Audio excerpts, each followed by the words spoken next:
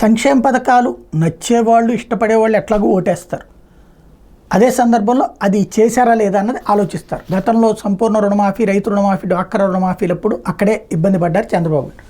ఇప్పుడు ఆ అనుమానం అలాగే ఉంటుంది. జగన్ తను ఏం చేశాడో చెప్తున్నాడు, చెయ్యనటువంటివి కూడా క్లియర్. మద్య నిషేధం చేయలే, దశల వారీ అన్నటువంటి చేయలేదు. అట్లాగే ఏదైతే జాబ్ క్యాలెండర్ అన్నట్టు ఒకేసారి 2 లక్షల ఉద్యోగాలు ఇచ్చాడు, కానీ ఏడాదికి ఒకసారి క్యాలెండర్ అనౌన్స్ చేస్తానన్నది మాత్రం చేయలేదు. అవి రెండు మనం విమర్శిస్తున్నాం కదా, రోజు గుర్తు చేస్తున్నాం కదా. అట్లాగే మనది అవి గుర్తు చేస్తున్నారు కదా. ఇప్పుడు పబ్లిక్కి, మధ్యతరగతి వర్గానికి, ఖచ్చితంగా తటస్థులకి, విద్యావంతులకి సమాధానం చంద్రబాబు గారు స్పష్టంగా చెప్పలేదు. ఎందుకంటే జగన్ తన పథకాలకు ఎంత ఖర్చు అవుతుంది, రేపు ఎంత అవుతుంది అని లెక్క చెప్పుకొచ్చాడు. చంద్రబాబు గారు అట్లాంటి లెక్క చెప్పలా మేనిఫెస్టో విడుదల సందర్భం. వెరీ సింపుల్ లాజిక్ ఏంటంటే, రాష్ట్రంలో ఉన్నటువంటి జనాభా లెక్కల ప్రకారం చూస్తే 1,65,00,000 కుటుంబాలు ఉంటే ఇందులో 1,45,00,000 కుటుంబాలకి రేషన్ కార్డు ఉంది. ఇప్పుడు 15 సంవత్సరాల నుంచి 59 సంవత్సరాల వాళ్ళకి 1,500 రూపాయలు చొప్పున ప్రతి మహిళకి ఇస్తానని చెప్తున్నారు డబ్బులు. ఇలాగ చూస్తే 80 లక్షల మంది ఉన్నారు.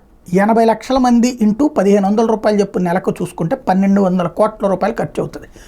అదే సందర్భంలో 3 సిలిండర్లు ఇస్తాం ఫ్రీగా అన్నారు. చూడడానికి జనానికి ఫ్రీగా 3 కనబడుతుంది, కానీ మన రాష్ట్రంలో ఉన్నది 1,40,00,000 మంది కుటుంబాలు, ఈ వైట్ రేషన్ కార్డు హోల్డర్స్. ఈ 1,40,00,000 ఇంటూ 1,000 రూపాయలు 3 సార్లు అంటే 1,40,00,000 ఇంటూ 3,000 రూపాయలు అంటే మినిమం 3,000 వేసుకోండి, 1,100 అసలు అయితే. ఇది ఎక్కడి నుంచి ఇస్తారు?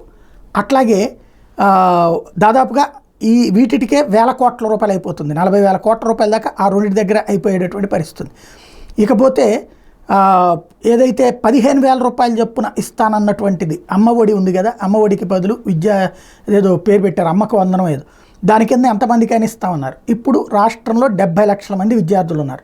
70 లక్షలు ఇంటూ 15,000 రూపాయలు దాదాపుగా 1,00,000 కోట్ల రూపాయల దాకా అవసరం అవుతుంది. సరే, రైతుకి 10 లక్షల మంది వేసుకుంటే తలా 20,000 రూపాయలు. ఇది కాకుండా ఉచిత బస్సుకి ఏడాదికి 3,500 కోట్ల రూపాయల దాకా దాదాపుగా ఖర్చు అవుతుంది. ఇవన్నిటికీ ఎక్కడి నుంచి వస్తుంది? ఇంకోటి నిరుద్యోగ భృతి 20 లక్షల మంది దాకా. అంటే ఇప్పుడు ఏమవుతుందంటే, నేను ఉద్యోగం చేస్తూ ఉంటా, కానీ నాదేమీ పిఎఫ్ది కాదు కదా, లేకపోతే ఈఎస్ఐ కాదు కదా, కాబట్టి నేను ఏ ఉద్యోగం చేసుకున్నా అది నిరుద్యోగ కిందకే వస్తుంది. కాబట్టి అట్లాగ అందరూ అప్లై చేసుకుంటే 20 లక్షల మంది అట్లాగా పిఎఫ్ కానీ ఇట్లాంటివి లేనటువంటి వాళ్ళు ఉన్నారు. మామూలుగా వాళ్ళందరూ ఏదో ఉపాధి పొందుతూనే ఉంటారు.